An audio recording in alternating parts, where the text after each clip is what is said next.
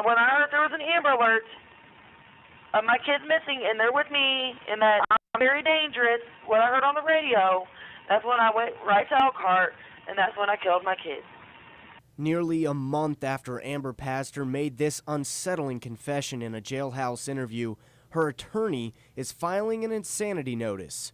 Not to be confused with competence, Elkhart County Deputy Prosecutor Vicki Becker says insanity involves a question of guilt. Insanity has to do with an individual who's suffering from some type of a mental disease or defect that makes them not necessarily appreciate the wrongfulness of their action, and that applies to whether you're guilty or not of the actual charge.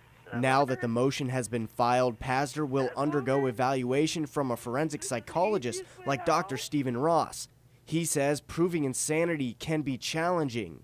Across the nation, approximately 1 to 5% of defendants who claim mental disease or defect, insanity, actually prevail.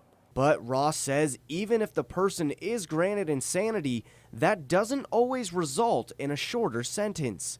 Now, the thing about being insane, if the court determines that, you don't walk. You may spend more time in prison than if you just did your executed sentence. So why claim insanity? A lot of folks who are not insane don't want to take responsibility for their behaviors. In the case of Amber Pasztor, her mental health will be determined over the course of the next several weeks and months. Now, Dr. Ross did tell me that forensic psychologists don't decide the fate of the defendant, but only testify their professional opinion. From there, a judge or jury decide whether or not the defendant is guilty. From the studio, Michael Kuhn, News Channel 15.